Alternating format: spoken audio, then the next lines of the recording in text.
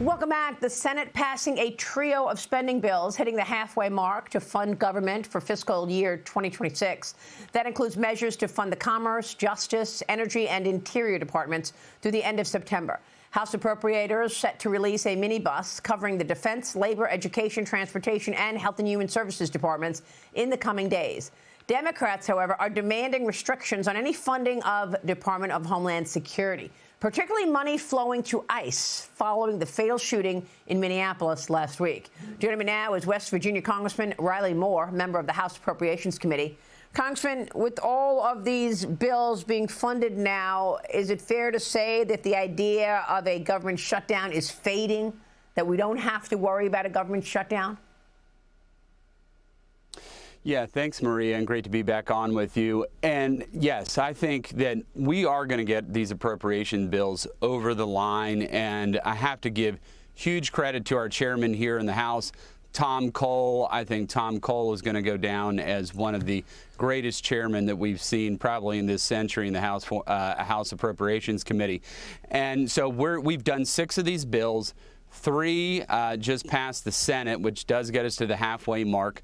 We just did in the House State Foreign Operations and FSGG, Financial Services and General Government. So we've now sent those over to the Senate as well, which would get us to 8 bills. And then we have the last 4 that we're going to take up next week that you just laid out. Obviously, Homeland is a sticking point. That is going to be probably the trickiest bill here to do.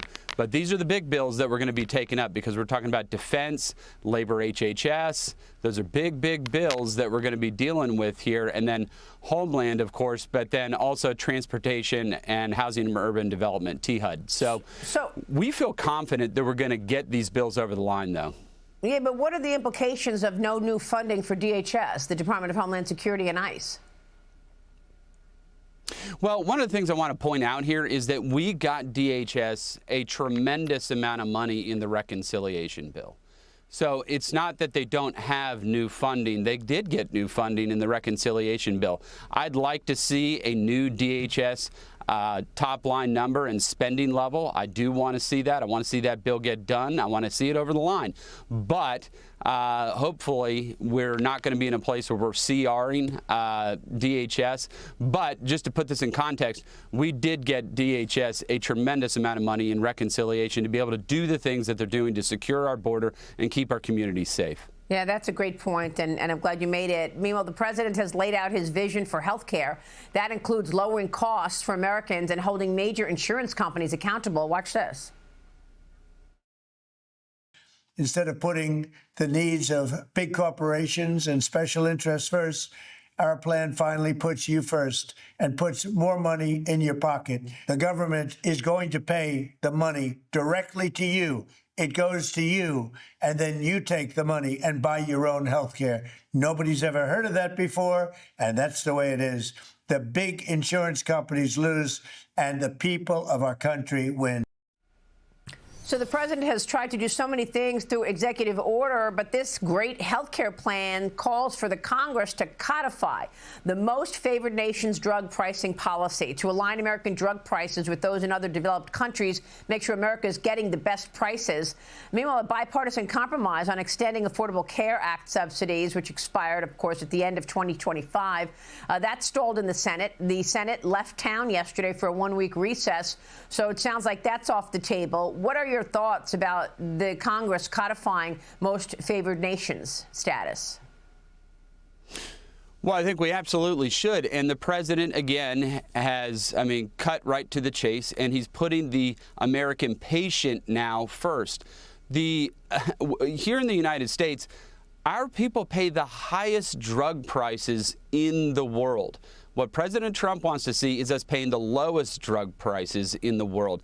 Secondarily to that, and part of what he rolled out is that cost-sharing reduction program that could be part of this that can lower healthcare costs across the board by 10% for everybody. Not just Obamacare. Everybody here in the United States is going to get a reduction, but then also providing healthcare freedom, right? So when we're paying insurance companies, that money's not flowing to the individual. So these HSAs having the money going directly to them and giving people the ability to go out and buy insurance on their own. So the money going to the people instead of the insurance companies. And lastly, Maria, is transparency. Transparency on drug prices, transparency on insurance plans, and being able to compare those. And so people can make informed decisions on what the best health care plan is for them. Well, the House already passed a 3-year extension of those subsidies for the Affordable Care Act, but obviously stalled in the Senate. Is this off the table at this point? Well, I mean, that was kind of predictable that was going to happen. Yeah. I mean, we went through the exercise in the House. I voted against it, but it went over there anyway. And I think it has stalled out. And so that's why we're moving forward on this plan that's going to reduce health care costs for everybody, whether you're on Obamacare or not. Meanwhile, Congressman, you recently introduced the Jumpstart Program Act that creates a federal savings program for trade and vocational careers. You say the bill gives workers a tax-free way to save and start a business. Tell us about that.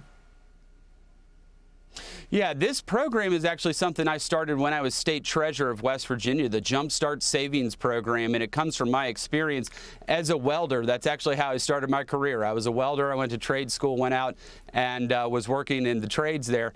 And what this does, it allows individuals to save for tools, equipment, licenses, certifications, and most importantly, new business startup costs. Because in the trades, a new business can cost anywhere around $100,000 to get going. And so it mirrors somewhat of the 529 college savings plan, which I used to manage at the state level. And it does also allow individuals to roll over tax-free 529 college savings money into one of these Jumpstart accounts. So it has the same tax benefits as it relates to capital gains, and it's getting people into the workforce. You got to remember, great example, if you are a auto mechanic and you get out of school and go start your job, you have to buy all of your own tools. That's very expensive to start.